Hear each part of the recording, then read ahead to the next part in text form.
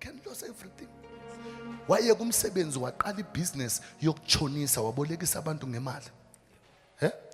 Waye kumsebenzi waqala ibusiness yokushonisa wabolekisa abantu ngemali wabese uvula ufish and chips wabese uvula indawo yekota wathatha imali yakho yonke yathathwa ngabantu ayikabuyi namhlanje. Yawe ibusiness yakho yawe yokuchonisa manje ustressed sekufanele uphinde emsebenzini because you use all your money. Yebo kunjalo. Wabese uhamba uye ebantwini abantu bathi uloywa ngusister kamama kwayikho baxabade bathi nguye wabulala ibusiness ya batsho njalo. Yebo kunjalo. Oh namhlanje awufuni nokumbona uyamzonda. Yebo kunjalo asifuni asidibani nokudibana. Oh ndibana nokudibana. Now there is nothing wrong when people tell you things because and ngeni businesses abantu when abantu but they were telling you lies. It's not him. I'm gonna tell you who is involved and remind you. Uba he borrowed money. Mawuphuma emsebenzini. Your girlfriend wayinikeza 30,000. I-girlfriend yakho yaboleka 30,000. Iboleka isithi izoyibuyisa kodwa kukhona into efuneka iyoyenza ubuhlala nayo. Ubuhlala nayo but after uyinike 30,000 kwaphela 3 months yabese imova ifumana umsebenzela impompo. Yebo kunjalo. Yafumana umsebenzela impompo but after ifumana umsebenzela impompo anike hlukani but anibonani every time makufanele banibonane there is a stories every time makufanele bibonane kune stories makufanele ba uye uba ne story makufanele ba eze uba ne story manje phelile is 7 months ningadibani. Yebo kunjalo. Niyathethe efonini kodwa momfonele ebusuku omfumana. Yebo kunjalo ngimthole mina ebusuku angikhona umthole emini because uthi umsebenzi wakho usebenza ebusuku. Yebo kunjalo. Okay. Kulukutu.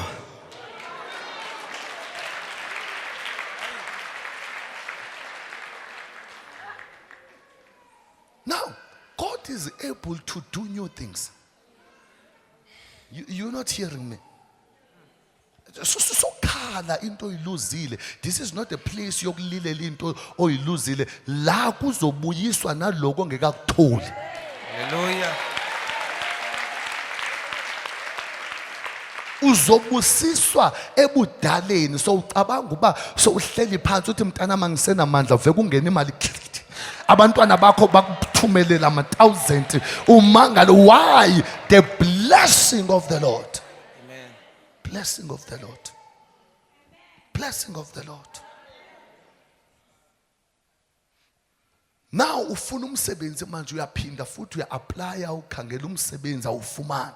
Yebo ngilahlekela umsebenzi kade ngizama bengakaqondana. Bengekaqondana. Yebo. Okay.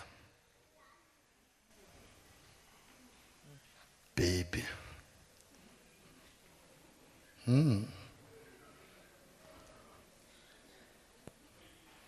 Hayi mina baby ngisebenza ebusuku.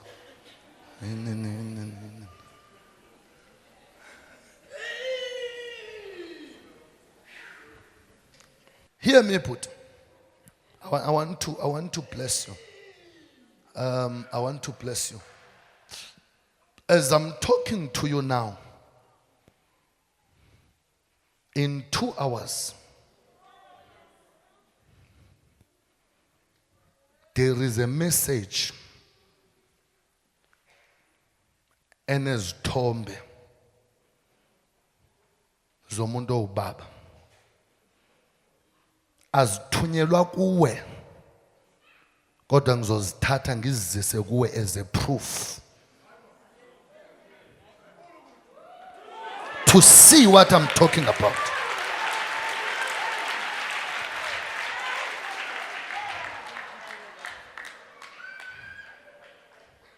As I'm talking to you today, abengalalanga endlini. They are discussing ngoba bazodibana. You will see those messages for you to believe what I'm telling you. The men azokuthumelela yona.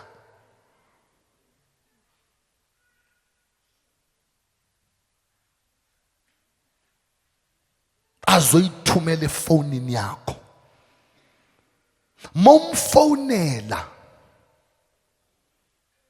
umbuze uba ena ngubani uDavid. Kulu kutu. Mayibuza uba uDavid umazelaphi. Umtshela uba uDavid uhamba nge-C-class emhlophe. Usebenza ecourt. He's an advocate.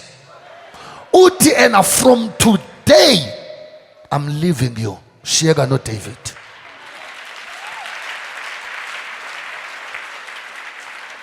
Hear me. 8 o'clock namhlanje. 8 o'clock namhlanje. Encwadini yakho ububhala abantu obanikeza imali. There are 55 yabantu obanikeze imali. Obaboleke imali 55. Yebo kunjalo. Boy 55 bazoyibuyisa namhlanje. I'm not saying tomorrow.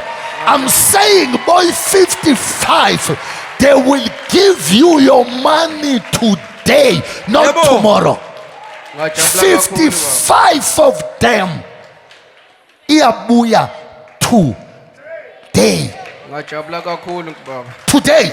Ngajabula kakhulu baba. Now, Ngoba imisa impilo yakho. before kule la usebenza khona ibihamba ikota yakho but wahluleka kubhatala irent.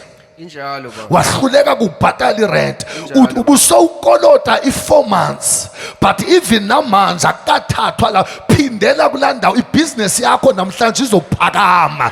Ngiyayiphakamisa namhlanje ibusiness yakho namhlanje izophakama like never before.